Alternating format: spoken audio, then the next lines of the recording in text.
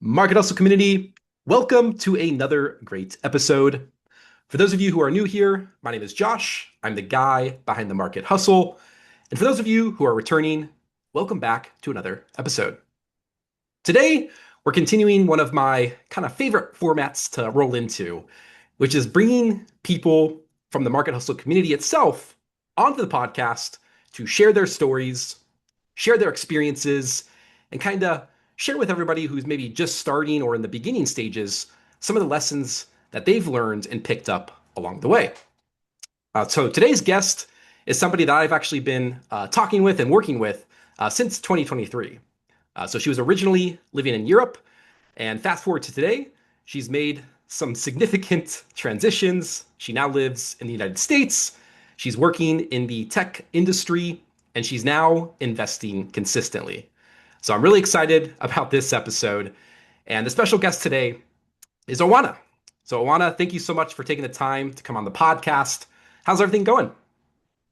Oh, it's been great, Josh. First of all, thank you for having me. It truly means a lot because I feel like your platform doesn't really just share stories, but it shapes a belief system. And I feel like if my story can expand someone else's belief in what is possible for themselves, I think that's very powerful.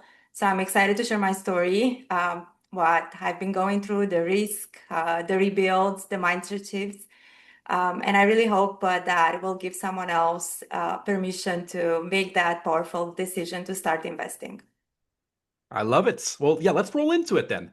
Let's dive into kind of the early stages, just to kind of give the audience a feel for like where you started, where you kind of came from, and where you're at now. So take us back maybe a few years ago. We started talking back in 2023. That's when we started doing some coaching.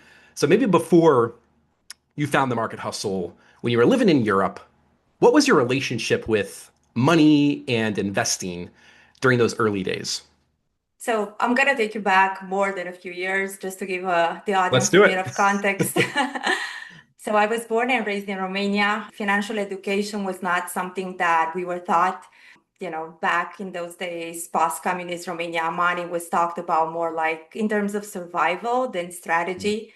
So I grew up watching my parents work incredibly hard, but they still feel stressed about money. There was this underlying pressure, and somehow very early on, probably even before I understood what investing is, I decided that I don't want to feel powerless because of the money. So I started working when I was 19, not because I had to, but earning gave me this sense of control. Having savings gave me safety, and that became very sacred to me. So fast forward, life takes me to Paris. I moved there 13 years ago. It was a new country, a new language, new system.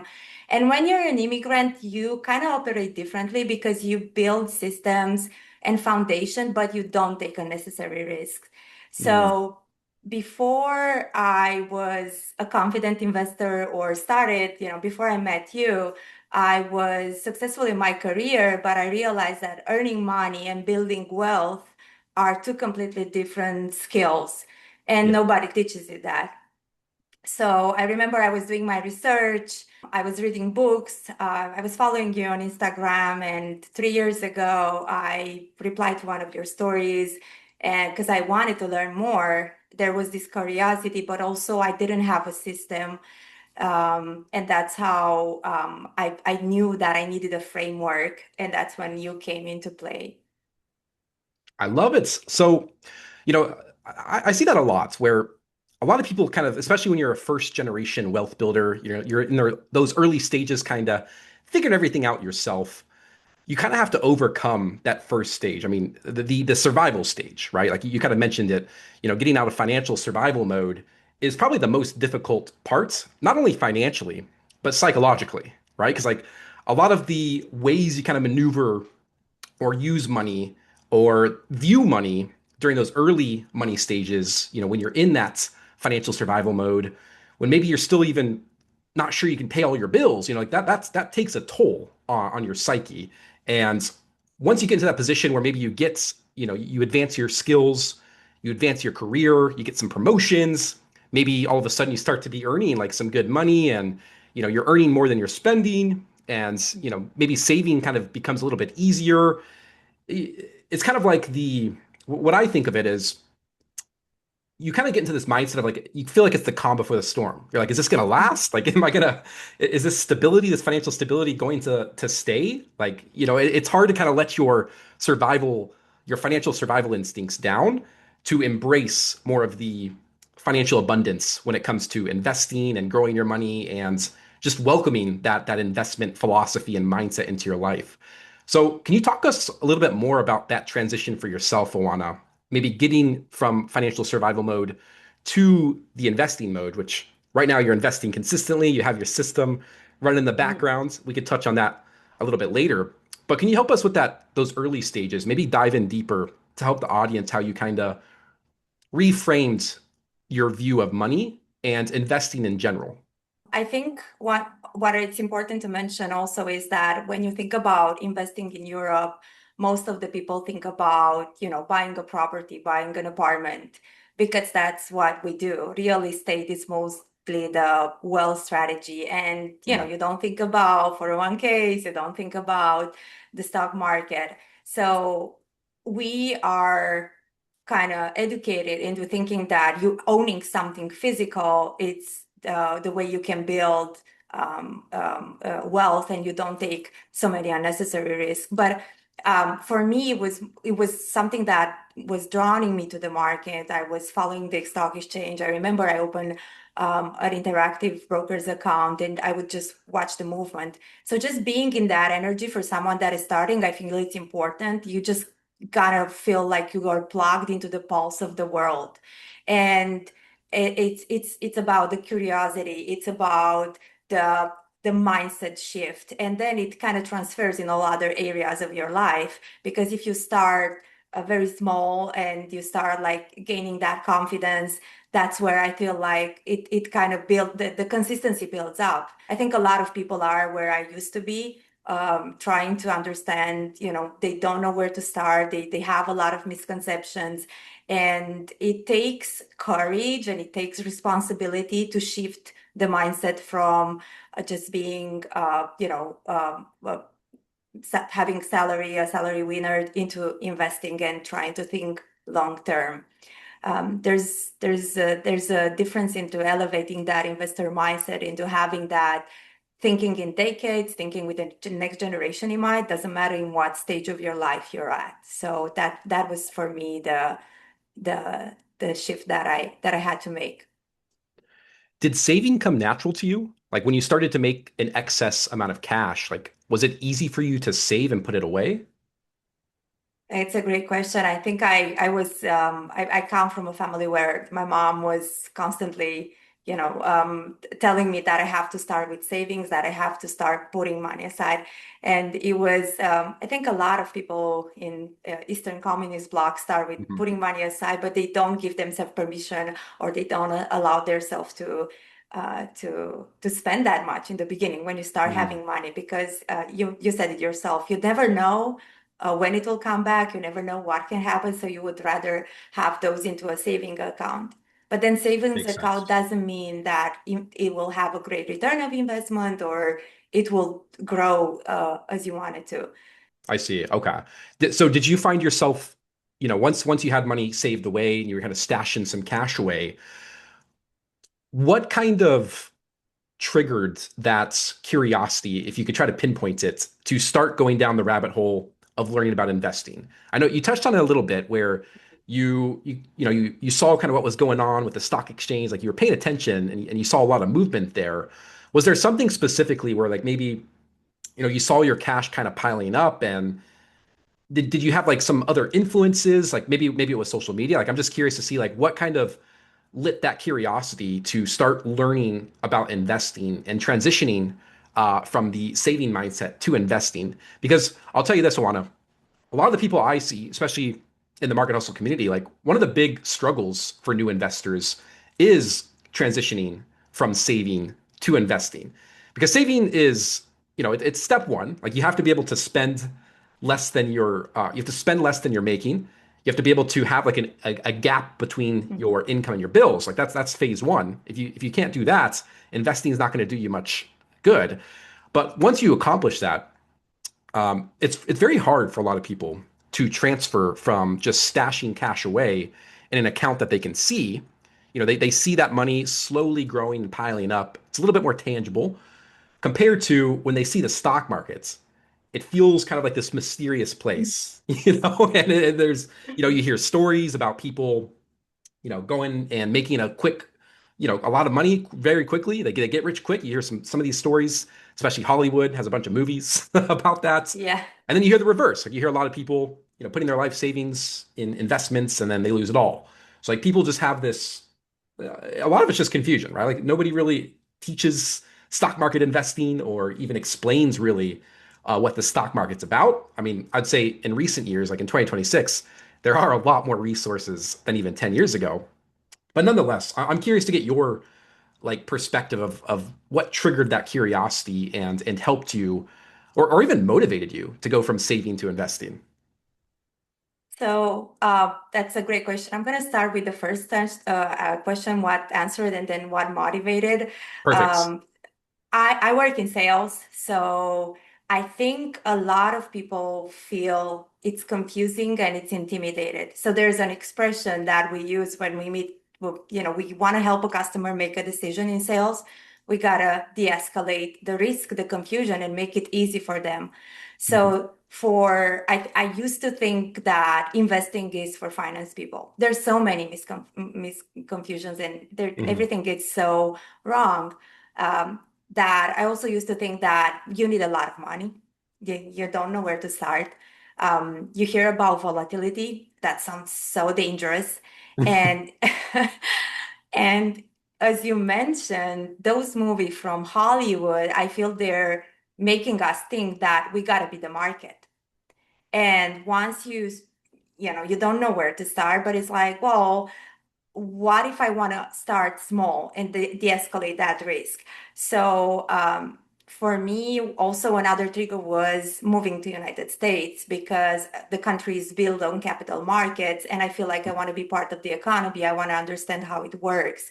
But even when I was in France, and I remember 3 years ago when we were discussing, you trying to kind of have that conversation and making things easier for me, that was incredibly helpful because it was easy to trust someone that is taking the steps and it's in the has skin in the game, as we say. And then Sure. you understand volatility is not dangerous, but ignorance is. So Mhm. it's it's more about the way you start to understand this concept little by little. So that was something for me, played a huge important role. And I remember we had a call, and you kind of pick like three index funds for me that were that were available in your, and I was like, oh, that now I understand. Now it's easy. I can just automate this and let it build in time. Simple concepts such as compound interest, or that you don't necessarily have to beat the market and you just can start small. As I mentioned, that de-escalates the risk, and then you have to. Our brain is set to avoid risk, but if you take those, I don't know, 30 minutes during the weekend or whenever you feel you want to work on and understand, with your laptop, with the notebook, with your coffee, and go through the simple concepts, and you start with small steps. And that's how I first started learning, and I started investing. And It's funny because, oh, go ahead. I forgot your second question, but I think it was more about that feeling of consistency compounds is one of my favorite quotes. And once you start, automating the investment, trying to understand, you feel that there's something so powerful. Like you feel the shift. It's like even your posture changes. Well, yeah, and even how you maneuver through your career, and I'm sure you can attest to this, Oana. It's like once you start to see money as a tool and as a way to build, compared to how most people view money, which is like a spending voucher, it does something to your mindset, or I would say your psychology, right? Because when you're taking money seriously and using it as a tool, you're not just, a lot of people get this confused because they think a lot of the people who are financially savvy are just hoarding cash for the hell of it. And frankly, it's about more than just having the most cash and trying to have like a high score net worth. What it's really about is to build a life to where you have more options, to where you can take more career risks, or you can move to another country where you have more opportunities for yourself, like Oana, or you can upskill yourself. Like when you have financial resources, thanks to the work you did years ago, you open up more options for your future self, right? And of course, it's not going to happen overnight. Like anything worth doing takes time, and that's especially true with the financial stuff as well. And Awana, I love that you kind of highlighted for you it came down to really just learning the simple strategies, you know, taking something complex like the stock market and finding the simple strategies to where you can still benefit from it without having to become a full-time trader or Mm. the next Warren Buffett's. Because like a lot of people, they seem to think, at least what I've realized, they think that they have to be a trader or they have to kind of predict which stock's going to go up next, and like that's how you make the money in the stock market. And the good news is if you're listening to this podcast for the first time and you are new, and maybe that's how you're currently thinking, there are simple strategies out there to where you don't have to play the prediction game and you can focus on playing the ownership game and benefiting from something Awana highlighted, which is compound interest. I mean, that's what we're really after as investors and the people who are really playing the legacy slash ownership Mm. game. They want that compounding. Like they want their growth to grow for them on autopilots without having to actively manage it. So Awana, did you kind of have that misconception as well, as like thinking you had to find the needle in the haystack or the one stock that was going to 10x? And like did you think you had to be more actively involved or kind of be a trader?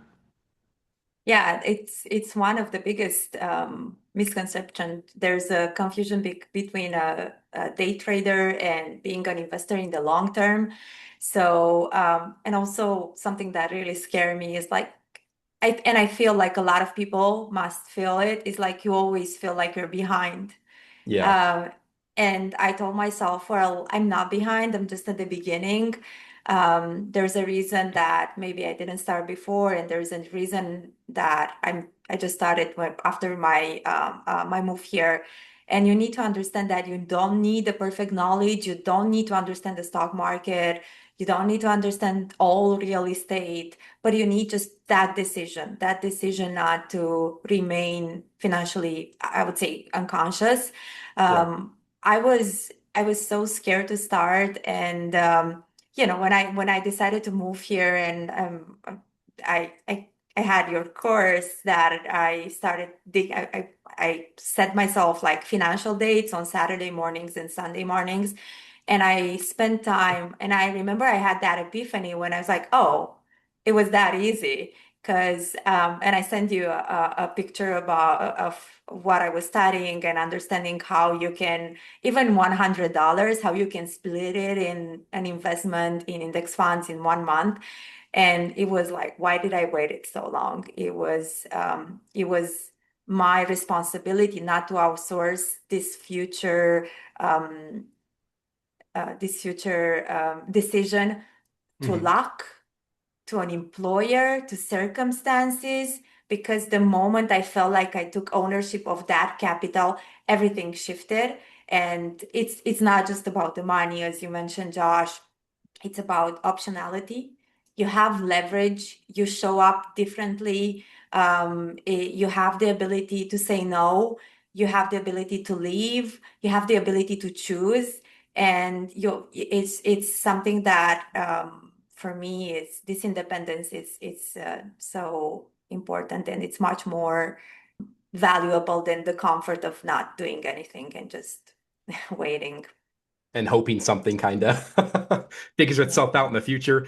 No, I love it. And I think your story specifically, Awana, is something that's, I mean, of course, a lot of people can relate to because everybody looks to the stock market in the beginning. Like even myself, when I first began, what is it, 12 years ago now, I thought Wow. the stock market was very complicated. And back then, like there was a lot less resources online to kind of learn yourself. A lot of it was more, it was mostly like the industry Wall Street people that were like making some blog post here and there, but it was all full of lingo. Like nothing was simplified. And frankly, a lot of it was overcomplicated intentionally so that you had to contact them and then, they'd manage their money for you because, hey, you can't do this stock market thing. It's too complicated for you. Let me manage it for you.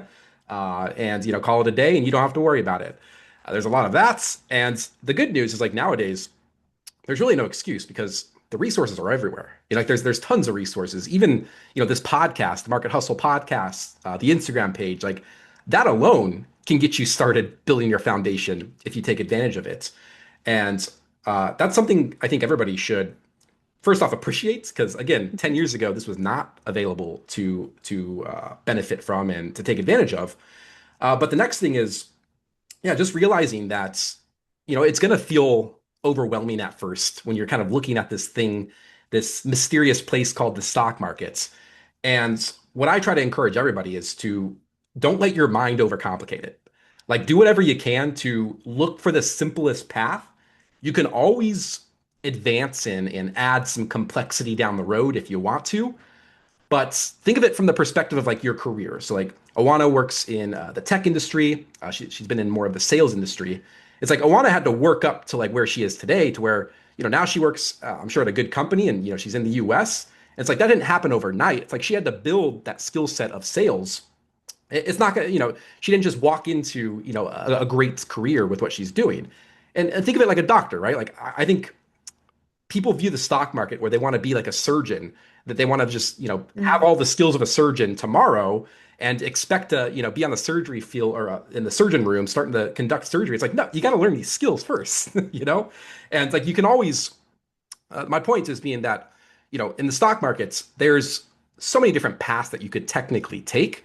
But in reality, you don't have to take 99% of them. And for most people, the data is pretty clear.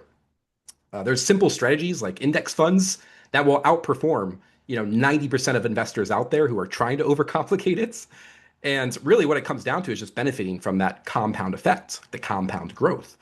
And that's what I always say, like, especially if you're listening to this podcast right now, take the time to just focus on index funds and compound interest. If you can just understand those two concepts alone, like your first couple of years in the stock market investing is going to be a lot easier and you're going to build confidence a lot quicker and faster. So I want to let's jump into another side question I want to go into, and that's what would you say is something your earlier self, maybe even just like 3 or 4 years ago, needed to hear about the stock markets that maybe I didn't say, or maybe you couldn't quite learn until you experienced it yourself. Like if you were to be able to have a conversation with your Mm. 2022 self, what would you have to tell them that could kind of skip some of the, I don't want to say mistakes, but like maybe maybe it could have sped up your investing journey if they just heard this one thing. So that's a great question. And there are a couple of things that come to mind right away. There's something about the markets that seem so complicated, and the easier we take those concepts and break it down, the easier for our brain is to understand those. But what really, really made a difference for me, and I wish I understood it earlier, was that responsibility is the heavy weight that builds that muscle. And you got to start. You got to start somewhere. I don't know, with maybe with your past podcast, maybe with your Instagram page, that it's so easy and digestible. Like even when I was living in Europe and I didn't have all the concepts, and I was even frustrated because a lot of the brokerage are not available in Mm, Europe. There are just a couple of them, and I couldn't start. It's just that decision, that one decision, you cannot, nobody else can take it for you.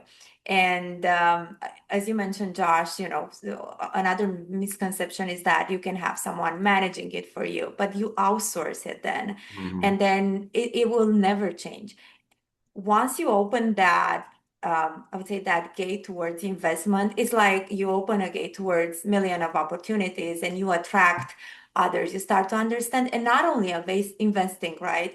And you speak about either 401ks or high yield saving accounts. Everything opens like a new universe. I think being able to participate in the economy and not just consuming is the same as with any content on, social media or Hmm. um, but that's something that it's giving you a great feeling of, you're part of it. So for me, I think there's a quote that I really really love, and it's like you don't need to kind of become to make $1 million first, but you need to become the person that $1 million would trust or would feel attracted. And you can speak 1 million, 10 millions, 1 billion, and that's an identity shift. But identity shift definitely comes with the decision to start investing. And I follow other pages on social media, and I follow other podcasts as well. But it still feels complicated. So the easier Yeah. you make those concepts and breaking down for someone that is for the audience, I think they will definitely feel more confident in starting. And once again, your course for me did the job, and I, I I I really felt confident in starting. But from the moment I opened the brokerage account till I automated, I think there were like 5, 6 months. So it was not right away because Hmm. I was scared, and I was like, well, maybe later.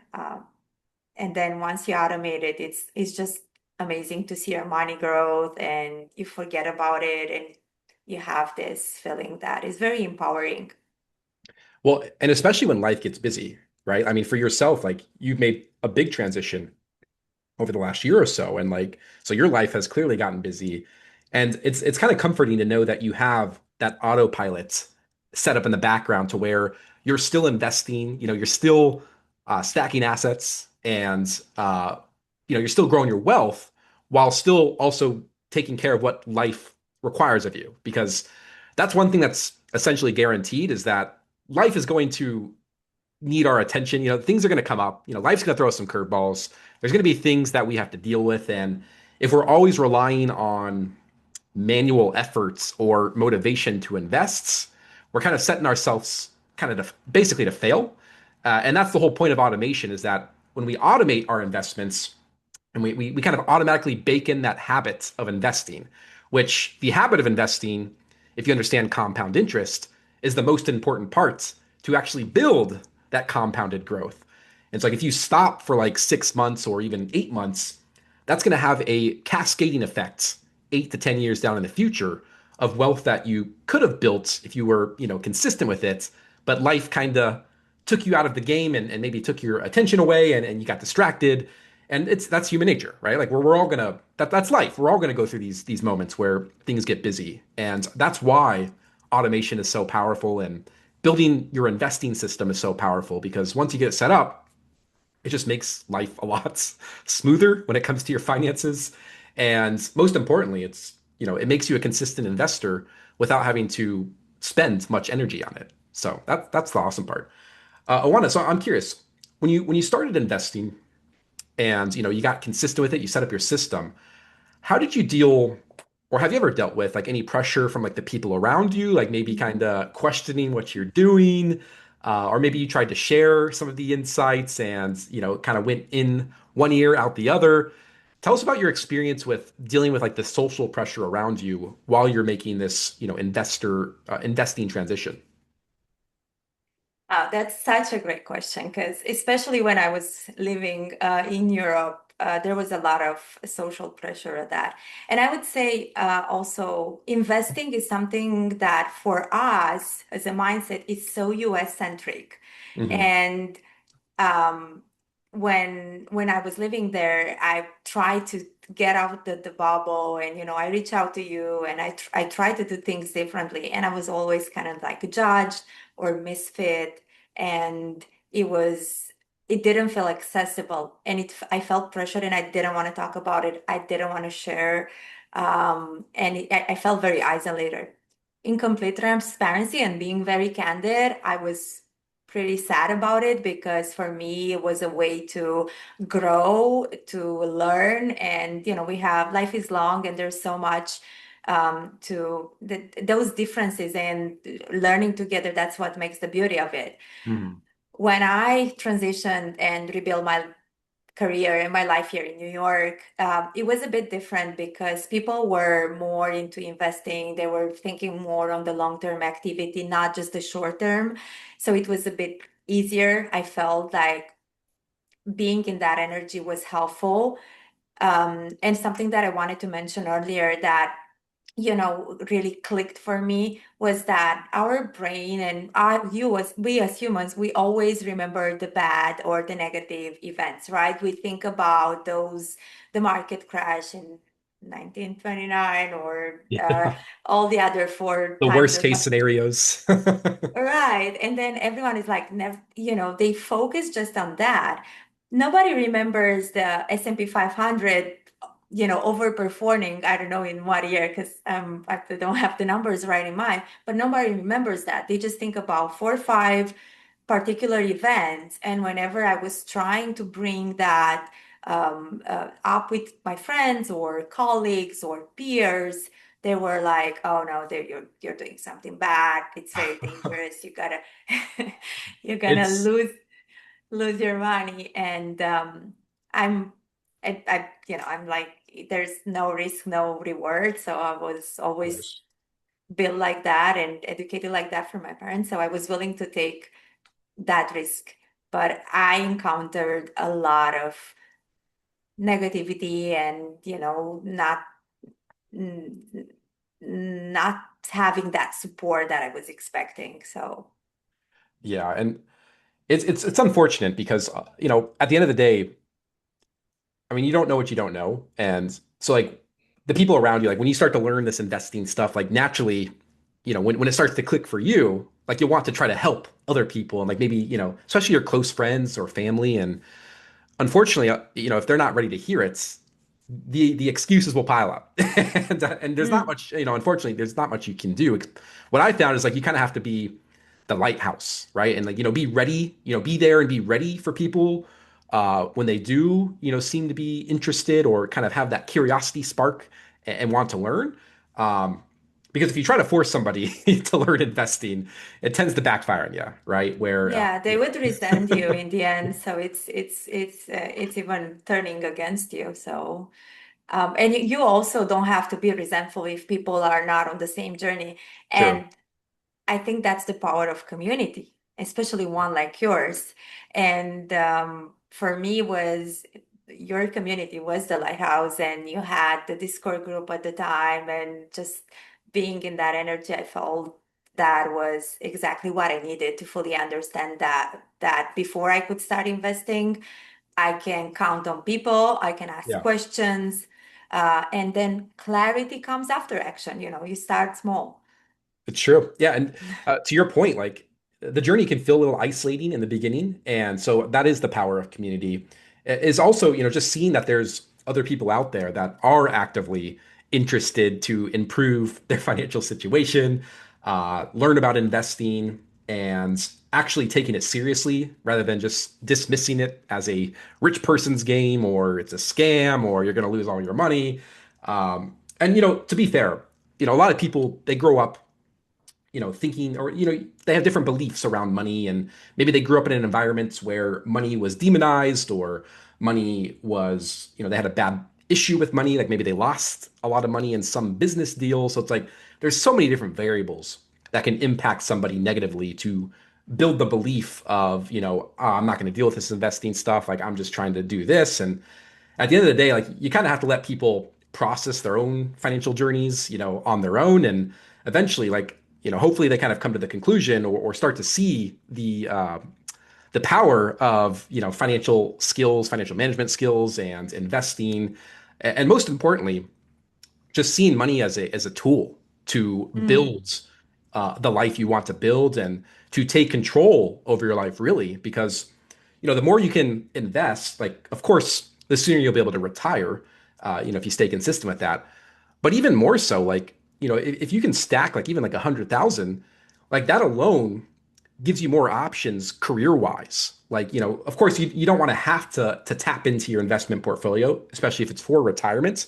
But having that there gives you a blanket of security than if you never started investing, you spent all your cash, and you're loaded up on credit card debts, and you have no nest egg, right? Like that alternative is much dire, and you have less flexibility to take career risks or transition to a new role, and you kind of have to just do whatever your boss says because if you make your boss mad, like you can't lose that income.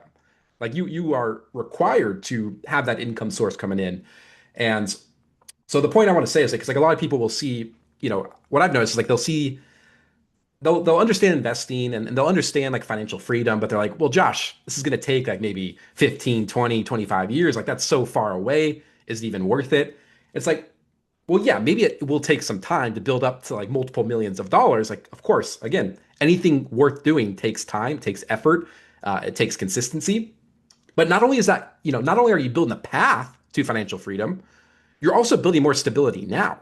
Because like, if something, God forbid, something happens in your life a couple years from now, it's like if you started investing for retirement originally, but you know, maybe something medically happens to where you need cash now, it's like because you took those steps a couple of years ago, maybe you'll have, $50,000 or $100,000 set aside that you can actually tap into in those dire moments of life, which life loves to throw us curveballs. So like it's not only about retirement. Like of course, that's maybe the end goal is like making work optional, but it also just gives you more security in life now and more flexibility and more options, right? That's what it is. And like again, like I'm not encouraging you to go tap into your retirement investments now, but it's like just having that there gives you that sense of, I could do this. Money is not something that is foreign to me. Like I've, you prove to yourself what you're capable of when you start to hit these investing milestones. Like when you get your first $10,000 invested, Mhm. your first 50,000, and your first 100,000. It's like, although you can't retire right there, it does something to you as a person, to your psychology, to your money mindsets, to where you start to realize that you are capable of this money game, and you get better with spending money. You get better with finding opportunities, career opportunities. And so like it really kind of waterfalls through the rest of your life. And so I encourage anybody listening, like if they kind of get narrowed vision towards like the retirement goal and like that's all this is about, it's just the retirement. It's like, no, there's more to this. Like, of course, we want to have that work optional, as soon as possible. But it's also about like the next 5 years. It's like if we build better money habits now, the next 5 years are going to be a lot better financially than if we don't. So something to kind of keep in mind. I know I went on a little rant, but I love this because it was something that I thought about in preparation for our conversation, Josh, and just about being able to translate this into confidence, into financial confidence. And I've been in tech since my graduation, and more likely in sales tech, but also I see a lot of people that sometimes because you have careers that you can have a better year, or mhm, especially in sales, a better year or a worse year. It's not only constant, and then you become stressed and you feel like you're financially behind. And even if you have a strong career and you feel like, oh, I made it, now I'm here, you never know what can happen, and you have this mhm, rough year, and it's people are just stuck, and they don't understand how they can make that move because they don't have a plan B. Um, and to add to your point, I really think that starting the investment journey and starting to understand and learning about it is not just about the money, it's about you become the asset, you grow, you learn. mhm. And then when you get to those 15, 20, 100,000, you want to learn even more. So then, something that it starts to kind of be sparkling in my head. And I was like, oh, I want to understand more about also maybe individual stocks, not necessarily all the time, but it's interesting because now index funds, yeah, I got it. Yeah. um, You so built it's your foundation. It's like, well, then after you have your foundation built, the sky's the limit. There's yeah. plenty to explore in the not only in the investing world, but the business world, starting your own business. Like there's so many options, but it's a lot easier to do that when you have that foundation built. That's so, so true. So, Oana, can you share? So, like you touched on something interesting as well. You work in a tech sales, like the tech world in general. There's a lot of money moving around that industry. So can you help the audience understand? Because I talk about it a lot in the market hustle with how income's one pillar, but what you do with that income is a whole nother situation. It's another skill, but it also paves a whole nother path. So like, have you seen kind of that dynamic at play where, maybe you have some high income, coworkers, or you've seen people in the industry, you don't have to name names, but like, have you kind of seen that dynamic at play where people make really, really good money, but they still seem to kind of be, struggling financially? A lot, yes. I think,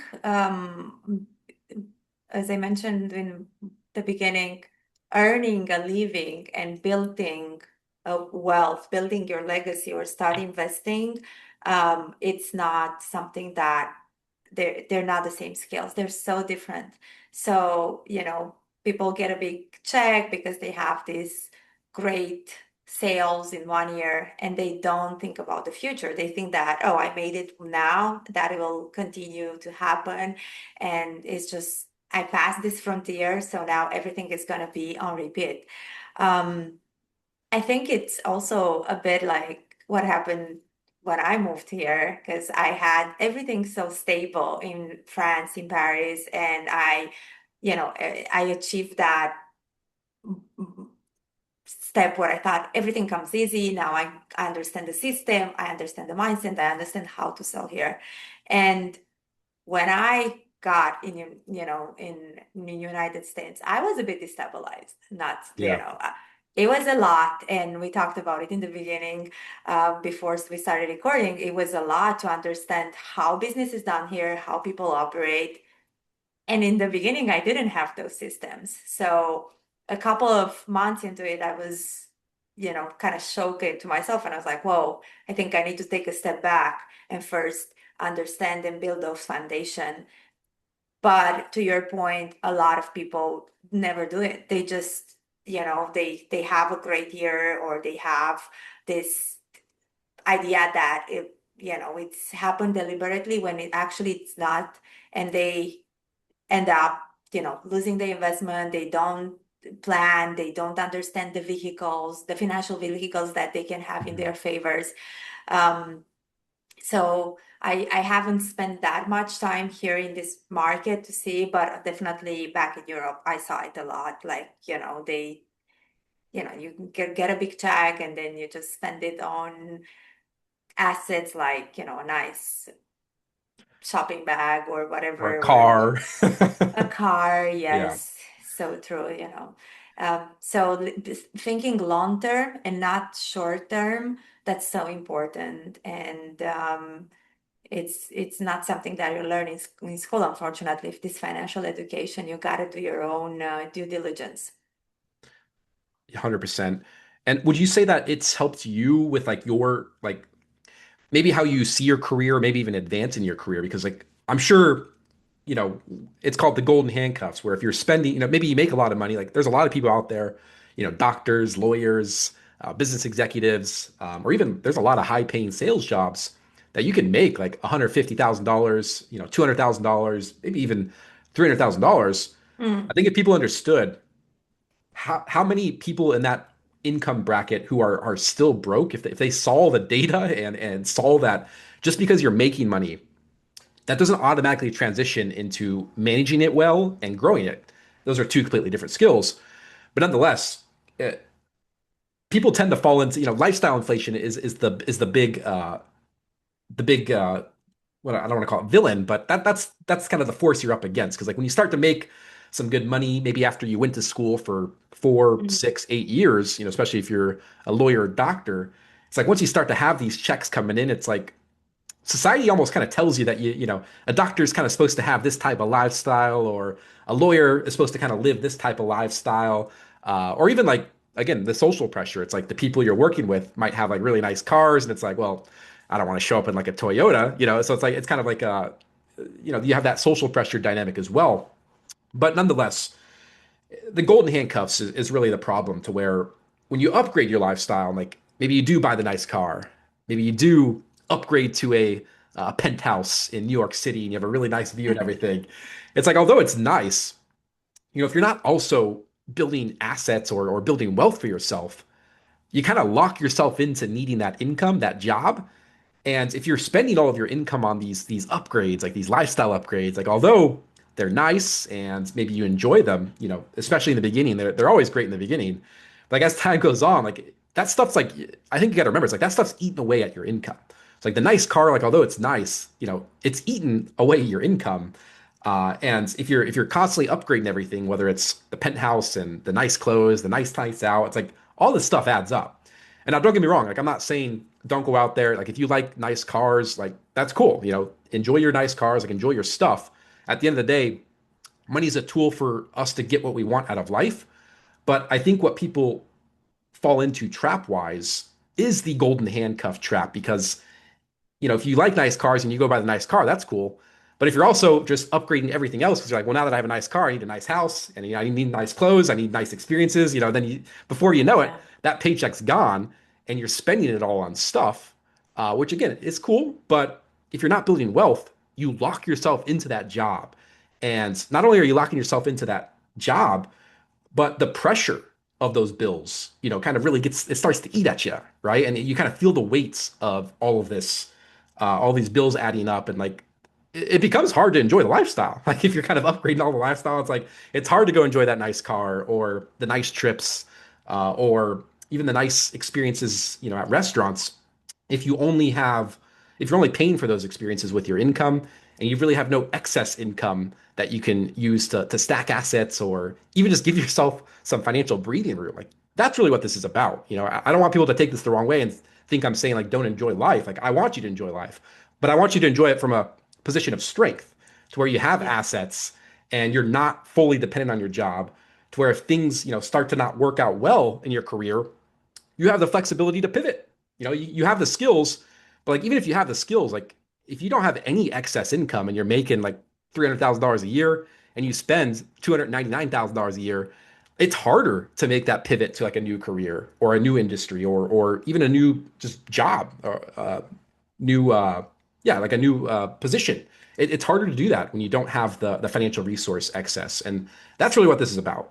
The reason I was thinking about my journey, and there was a moment when I got trapped into that, and I love to lead by example. I do a couple of other volunteering activity in parallel to my day job, which I love, but it's more about how can I give back to the community, especially with women in cybersecurity or people transitioning in tech. So I I felt it. Like there were moments when I felt that intensity, and you feel like you want the nice, the shiny objects, and then you kind of lose control a little bit about it. And what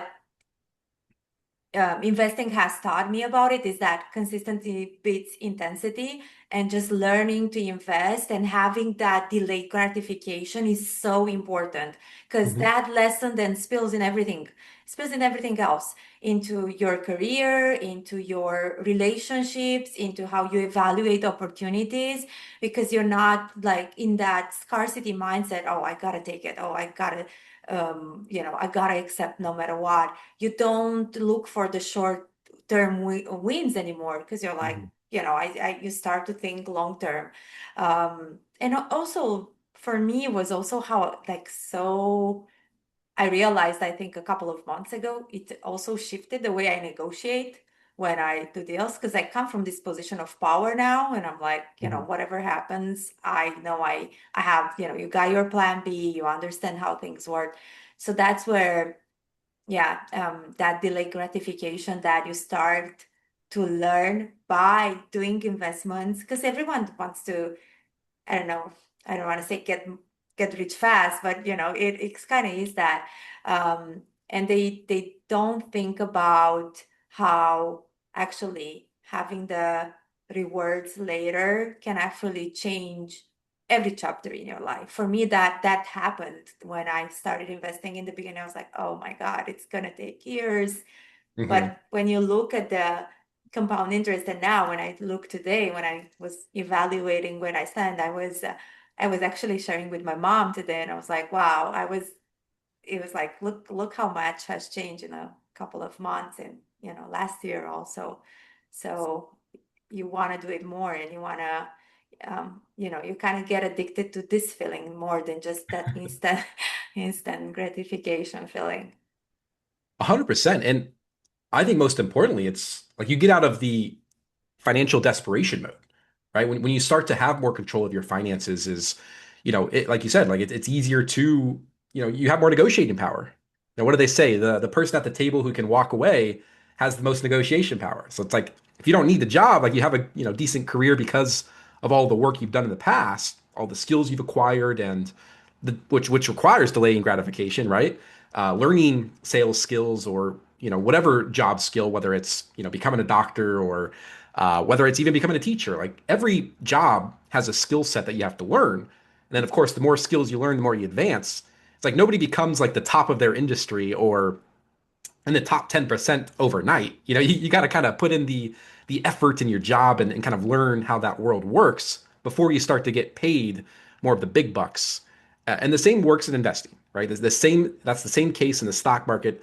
It's like compound interest is most slow in the beginning. Like those early stages, like the first year, even first couple of years, like you might kind of doubt what you're doing or question it, like, is this really worth it? But as you stick with it and you continue just to stay consistent, not only do you start to see the compounding start to work, but to Oana's point, it's like it starts to kind of overflow into the rest of your life. Like, right, like that mindset is not only about stock market investing, but it makes you better in your career, makes you a better negotiator, makes you better with your spending. Like of course, I'm not saying don't go enjoy life. Like the market hustle's entire philosophy is stacking assets and enjoying life, but it's more of just like prioritizing how you're spending your money and asking yourself, is this purchase giving me the value with the amount of money I'm spending? Like, do I really want the nice car? Cool. Like, if you want the nice car, go get it. But it's like, maybe you don't need the nice house then. You can kind of like compensate in different areas. It comes down to like setting your financial values of like what you truly value when it comes to spending money. And it's a lot easier to do that when you actually have a positive or like better relationship with money itself and see it as a tool, right? It's easier to do that exercise in that scenario. So I just want to highlight that. I want to take a second to highlight because I think it is easy just to get lost when you hear about investing and you think it's only about retirement or making work optional. It's like, no, like a lot of what you're learning, although it might be a little slow in the beginning, it's like these money skills will start to show themselves within a couple of years. Maybe not in your portfolio exactly, like the compounding is slow, going to be completely honest, but it's like in other ways, maybe you just become better at spending money more strategically, or you become better with asking for a raise because you understand the value you're providing your company because you have a little bit of business lingo, right? Like you understand the business world a little bit more because you've been paying attention to the stock market. So like it really does overflow into many areas. And so like I just want to make sure anybody listening understands that, especially if they're a beginner investor. This is more than just about your investment portfolio. It's about your entire life. And when you kind of understand that, I think it's easier to invest the 10 to 15 hours to learn the simple concepts, whether it's budgeting strategies or even compound interest. I think once you understand compound interest, like you actually understand it, that's when the light bulb Mm. moment really starts to go off because when you understand compound interest, you run away from credit cards. You don't hold credit card debt, uh, and you're very careful with any sort of debts. If you do take on any debts, it's because you're getting some return on investment with it. But again, just that compound effect, it makes you better when you understand compound interest with managing money and then growing money in the stock market as well. Because if you don't understand compound interest and you start, maybe throwing $100 here, $100 Mm. there, you might not understand why it's so slow in the beginning, or you might not understand what you're building long term, right? Because like all these small contributions in the beginning really, really add up, 20, 30 years down the road, even 15 years down the road. So it's more than just about right now. It's about what you're building for yourself, 5 years from now, 10 years from now, and 15 years from now.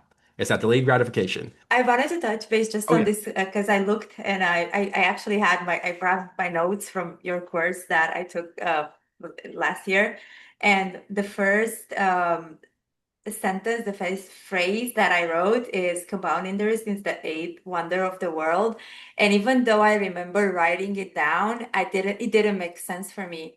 I feel a lot of us are visual. I know for fact that I am. So when I started using the calculator and understanding why after some years it makes sense, I think that's also a moment that it really clicked for me. Because in the beginning, it's like, okay, but what does it really mean? Let's double click, and I wrote it down, but I didn't understand it in a couple of modules into the course, and then I went back to it. So that's a concept that it's if you can create visual slides for it, I think a lot of people would also understand. And you do Yeah. it very well on your Instagram page, and it's been very helpful. That's a good point, especially using the calculator, because if you can like play around with the compound interest Yeah. calculator, which I have one on my website for anybody listening, completely free to use, themarkethustle.com. You can plug in some numbers of like what you contribute, what you're investing now, what return you might get, and then you can kind of see the long-term effect of those early contributions. And again, for visual learners, it's super powerful because then you can kind of see what you're working towards. It doesn't feel as mysterious, or it doesn't feel like you're just hoping for something to work out. You're like, all right, well, hopefully this turns into something. It's like you can actually kind of reverse engineer with the math. And I know sometimes math is you know, people have a bad relationship with math, but the good thing is like compound these calculators. There's calculators out there. The compound interest calculators are very simple to use. You literally just plug in the numbers. You don't need to do any algebra. Like you don't have to start doing any complex calculations. Just use the calculator. Use technology to your advantage, and it's such a powerful exercise. So great point, Oana. I do have one last question before we officially wrap up this podcast, and it's more for the people who are listening right now who might be kind of in your shoes, maybe where you were, 4 or 5 years ago. We also have a lot of European followers who listen to our podcast as well, and so like maybe they're in. Let's kind of talk to those people. Like maybe they're in a similar position to where they don't really have that social circle, or when they start to talk about finances or investing, like people around them start to roll their eyes, and so like it's hard for them to kind of not only overcome the social pressure, but also just understand like can they actually benefit from investing? Like, is this something that they could take advantage of? And I want you to kind of speak to like maybe even yourself, like 4 or 5 years ago, because like I know you kind of went through this transition. It's like, what would you kind of tell these people who are kind of dealing with that pressure of, maybe they've been good at like increasing their income, maybe even saving, like they got some cash saved away. But it's like, what advice would you give them, or some tips for them to continue on this investing journey in the early stages and come out the other side with progress and wishing that they did it sooner? Great question. Yeah, I definitely think there's a big audience hungry for content in Europe or somewhere else, except United States or Canada, where everyone is so used to it, and there's so much material about it and podcasts, and there's a lot of content. There's a need, and if I don't know how exposed you are to that. I think now things have changed a lot. When I was looking into investment strategies back like 3, 4, 5 years ago, everything seemed so complicated. I remember I I found someone on YouTube and I bought a in daily invest in trading on I don't even remember the platform, and it was like, oh my God, I was like, I'm definitely gonna get rich like this guy from I think he was from Scottsdale or somewhere, and it was not like the platform after I bought the course, it was not even available in Europe. So Oh no. so I feel like now it's much more easier because much more brokerage accounts are starting to be open outside the United States. So the interfaces with the end of AI or the evolution of LLMs, of evolution of tech they have become so easily to use. what really scared me and it was complicated was the lack of platforms. Um, no offense, but interactive brokers at the time was so complicated for me to Yeah. understand, and it was not easy. The index funds, I didn't make any sense. Hmm. I think people should feel confident, they should do some research. And if you have tips for them with platforms that where they can start they have an easy interface. And I think one of my favorite episodes from your podcast with Vlad, the CEO from Robinhood, when he talks about this exposure outside the US because he understands it. And I remember listening to it. I was like, oh, I wish this existed a couple of years ago. So that's one point that I felt like discouraged. And the second is just, reach out to different communities. Don't stay isolated. It can feel scary, but you join a mastermind, try to understand, you talk to other people, reach out, and then um, feeling that you can learn and grow with the community is so powerful, so helpful. And for me, definitely, it made a difference. I don't even recall how I found your account, but when I had that conversation with you and you reached, I answered to your story and you reached out, I was like, I remember 2 days after, I was like, I want to do this because this is a person that I can trust. So the power of community, of other people that want to do the same like you do, it's immense. It's invaluable because then you're not feeling alone. And I think things have changed a lot since then. And probably, if I would have been back there, for me, it was always this deep desire to do it, but I didn't know where to start. Um, so so I think like now it's a great opportunity for everyone just to start small, understand it, and take a step towards it. The first step is basically a responsibility. And today we have all the tools and we have the communities, and it's Hmm. much more easier. Um, and then doesn't matter your age, doesn't matter your financial situation. You just need to start. 100%. And I mean, you're living proof that a lot can change in just a couple of years. If you Yeah. put your head down and get to work and look for the resources, a lot can change. And I hope anybody listening, although, even if you're in a challenging situation or you're kind of questioning, if investing is for you or if you're ever going to be able to be good with money, I want you to realize that there's been plenty of people who are probably in the same exact situation or were in the same exact situation that you might currently be in, who have achieved unimaginable things in a couple of years. And if somebody else can do it, why can't you? The beautiful thing about being human is that we're all, capable of paving new paths and changing the course of our life if we want to. And my guess is that if you're listening to this podcast, you probably do. So just keep that in mind. A lot can change in a couple of years. We tend to overestimate what we can accomplish in like 6 months, especially when we start this investing journey. Maybe we learn about day trading and we learn about these quick ways to get rich, and then reality starts to set in a little bit, and we start to realize like, okay, well, maybe I can focus on this long-term investing route. But you know, the next thing is like people struggle with the long-term mindset. It's like, is this really going to be worth it?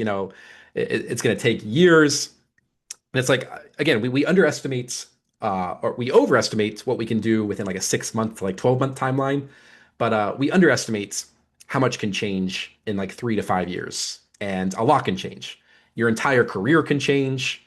The place you live in can completely change. Mm. Again, Oana can testify for that. Um, the way you're kind of managing your money can completely change, and just investing in general, right? Like, of course, investing consistently for like 3 or 5 years, you're going to start to see a nice nest egg in your portfolio accounts. That's going to make the journey more encouraging and more rewarding. So keep that in mind. Oana, any last thoughts before we wrap this episode up? I feel like even starting with $1, it is like planting a seed, and that seed will become a tree, and the tree becomes a forest. So even if you feel like, and I've been there, I know a lot of our listeners, maybe yourself, you have been there where you feel you're in a rough path. Winter never follows winter, so whatever we're going through, it will go through it, and we'll get on the other side better. But if we start, like even for 30 days or 2 3 months, you have nothing to lose. And then you just forget about it and everything starts compounding. And that's you feel the beauty of it. So that's what I like. My closing thought is thinking decades and always thinking about elevating your investment mindset is something so powerful. Starting is half the battle. So well said. Well, Oana, hey, thank you so much for coming on, sharing your story, willing to go through the details of where you come from and kind of what you've learned. I think there's a lot of powerful lessons in what you shared, and like I know there's a lot of people listening again from Europe or even the U.S. Maybe they're still new. Maybe they moved to the U.S. They kind of made a similar move to you, and they're a first time immigrants and they're kind of learning how things work, and that's challenging for anybody. And so I really appreciate you coming on here to share, how far you've come in just 3 years. Like we started talking, I think it was January 2023 is when you reached Yeah. out. So it's literally been 3 years.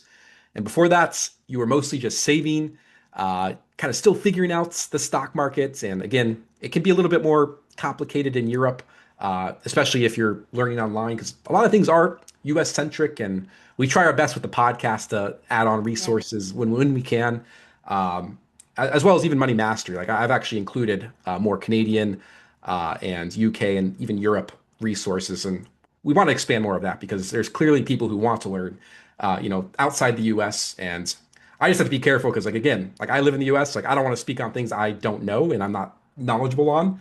But as I continue to learn and build the Market Hustle as a business, the goal is to bring on, to first for myself to learn more of the different markets, as well as to bring on other people in, outside the U.S. to learn, so I can learn from them and then help teach other people in the community who are out of the country. So, really appreciate Joanna, as well as the Market Hustle community. If you found this episode helpful, make sure to leave a quick 5-star review on whatever podcast platform you're listening in on. We'll be back next week with the full podcast team. So this one was just a quick episode. It's always nice to bring on people from the community. And if you've learned from the Market Hustle, if you're listening in on right now and you have a story you want to share, or think you can kind of share a lesson or just a perspective shift that you've had that you think would be valuable to others, like please reach out. You can email me, josh@themarkethustle.com. We always like to bring on new guests and just hear from the community to make it more lively. That's a wrap for this episode. This was a great one. Make sure to share it with anybody that you know who might benefit from it. And we'll see you back in next week's episode. Thanks. Bye bye.